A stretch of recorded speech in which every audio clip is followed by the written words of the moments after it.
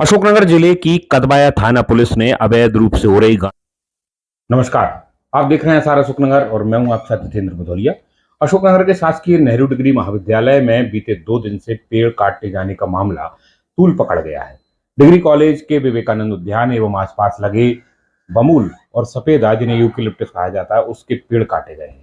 करीब 20-22 पेड़ों के काटने का मामला पहले सोशल मीडिया पर आया, इसके बाद शिकायतों के साथ प्रशासनिक हल्के में गया।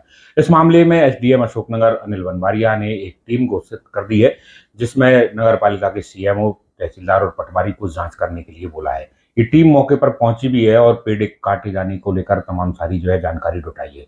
इस मामले को लेकर नेहरू कॉलेज के जनभागीदारी के अध्यक्ष महेंद्र भारद्वाज का कहना है कि बीते साल की जुलाई माह में ही इस पूरे इलाके में सौंदर्यीकरण को लेकर एक प्रस्ताव बैठक में पास किया गया था और उसी के पालन में एक आवेदन भी नगर पालिका में रखा गया था, जिसमें इन पेड़ों को काटने के लिए परमिशन चाहिए।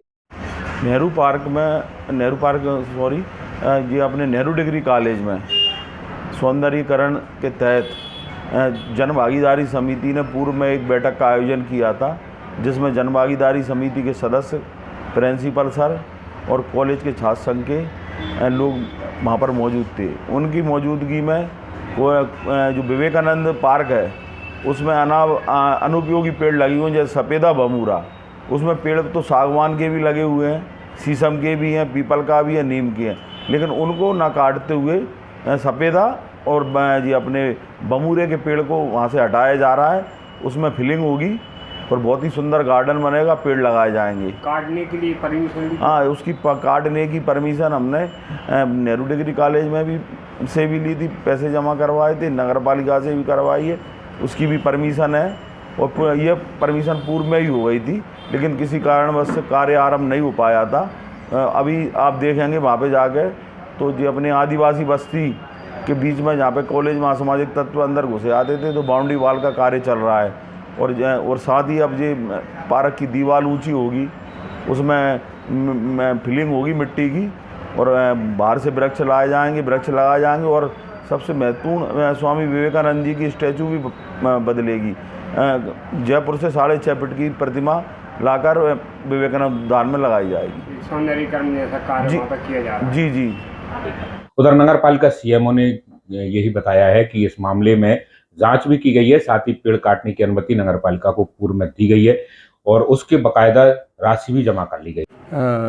ये जो नेहरू डिग्री कॉलेज में जो पेड़ काटे गए थे, इसके संबंध में जो प्रिंसिपल साहब हैं उनके द्वारा जुलाई 23 में एक पत्र आवेदन प्रस्तुत किया गया था।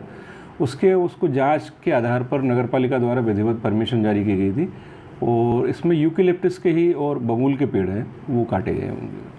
आज मौके पर भी आप पहुंचे थे क्या कुछ देखने के लिए? हाँ, इसका शिकायत कुछ किसी के द्वारा की गई थी, तो इस संबंध में आदरणीय एसडीएम महोदय द्वारा एक टीम का गठित की गई थी, जिसमें मैं मुख्य नगर पालिका अधिकारी, नायब तहसीलदार साहब और जो संबंधित पटवारी साहब वो भी थे, तीनों के, और नगर पालिका के हमारे दल था। संयुक्त जांच की गई वहाँ पे कॉलेज परिसर में।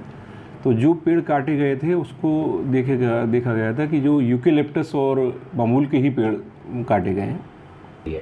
अब इस मामले को लेकर कई सारे सामाजिक कार्यकर्ता और समाज सेवियों ने सवाल उठाए हैं कि 25-30 साल पुराने इन पेड़ों को काटने की जरूरत क्या पड़ रही थी। इसको लेकर जनभागीदारी समिति के अध्यक्ष महेंद्र भारद्वाज, जो खुद पर्यावरण एवं पेड़ों को लेकर अपने आप में एक बड़ी हस्ती है, उनका कहना है कि सिर्फ वो पेड़ काटे गए हैं जो अनुपयोगी थे, जिसमें सिर्फ बमूल और यूकेलिप्टस ही है। साथ ही उन्होंने ये बात दोहराया कि वहां लगे पीपल, शीशम और दूसरे पेड़ों को नहीं छेड़ा गया है।